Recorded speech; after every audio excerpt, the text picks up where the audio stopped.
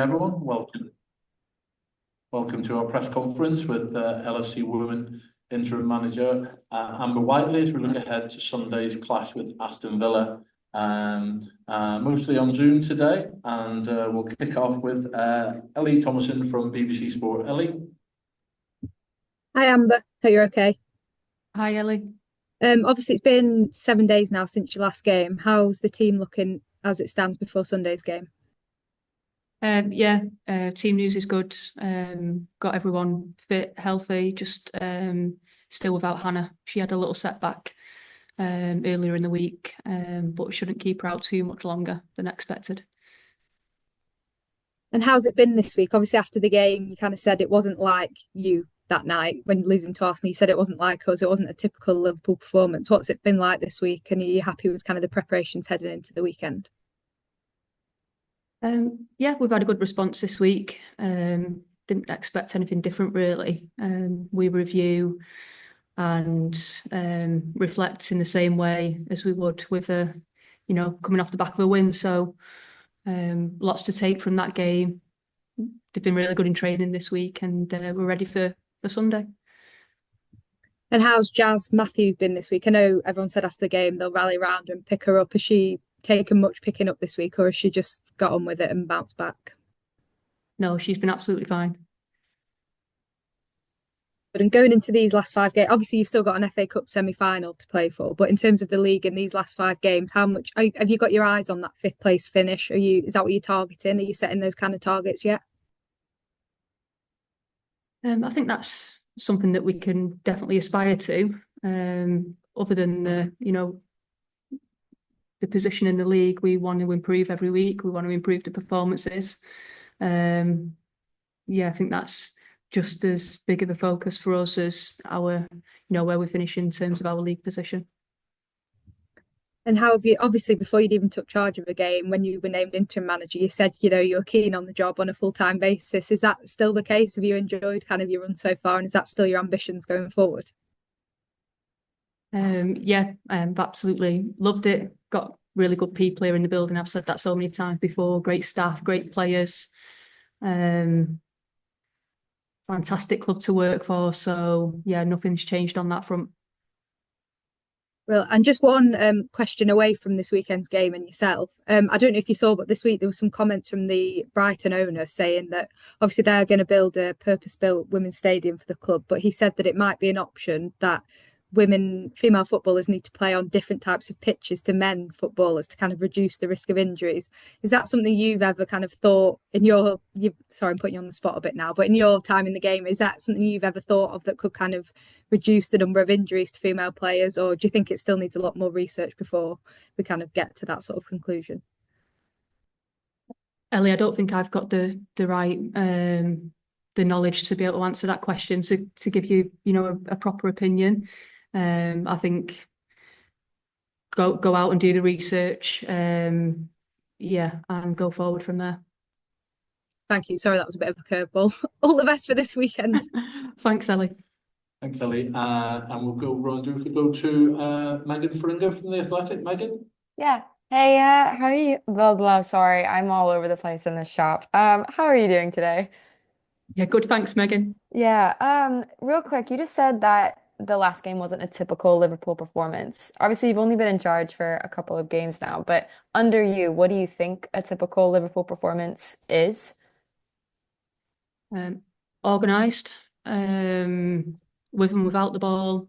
You should see a clear structure, work ethic, so hard running again with and without the ball, goals, and good at defending our own goal too. So yeah, all of the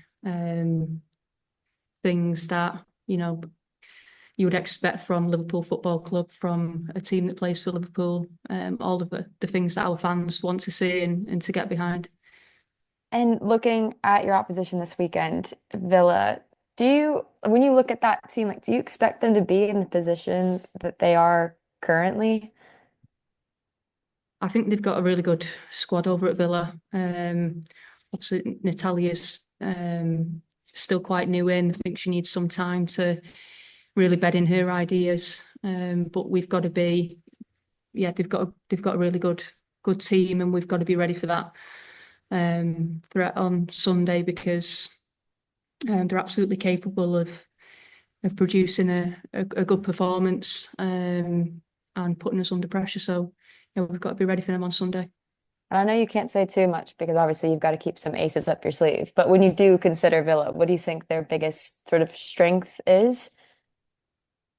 I think the biggest strength lies in their top line. So much pace and power in their front line. They can be quite direct at times. Good movement. So yeah, I think that's the biggest thing that we've got to be wary of on Sunday. Cool. Thank you so much and good luck this weekend. Thanks, Megan. Thanks, Megan. We go to Sophie from Girls on the Ball. Sophie. Hey Amber, good to see you. I was just gonna ask about maybe the psychology of these kind of games, because you kind of you're 1 point off fifth, but playing a team kind of in that relegation battle who are fighting for everything. Every game is kind of a cup final for them. How do you balance that psychology on your kind of side?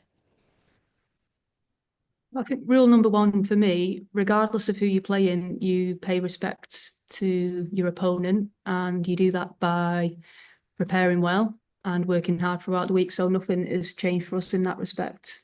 So we've, our preparation has been really good.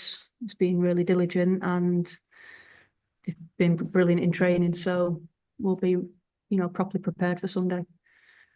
And in terms of looking at the block that you've had, it's been really maybe bar the blip last week, it's been quite a pretty successful block. What have you learned about yourself in this last 3 weeks and about your team? Good question. I'm not sure if I've had time to properly reflect from a personal standpoint, but I think from a team perspective, it's just really affirmed what I knew already, that we've got really good people in the room, really talented playing squad, and they've been able to, I think, really show themselves in this last block of games. They've shown great character and really great quality at times as well, with and without the ball. So I've been super pleased with them, and I'm really proud of them too. And I guess maybe international break gives you that chance to reflect a little bit. Yeah, I'll go away and do that self-reflection for sure. Brilliant. Thank you so much. Good luck on Sunday. Thanks, so thank you. I think we've just got Jeff Pickett left, freelance broadcaster. Jeff, anything from you? Yeah, hi Amber. It's been a big European week this week. I was just wondering what you made of the two games with Arsenal's comeback and then Chelsea's comeback as well. I'll be honest, Jeff, I didn't see either of them, but obviously I've seen the results. I believe that Arsenal were just as good against Madrid as what they were against us on Sunday. So yeah, full credit, I think, to Arsenal and to Chelsea for turning both of those score lines around. The fact that we've got two teams in the semi-finals now, does this reflect just how strong the WSL is becoming?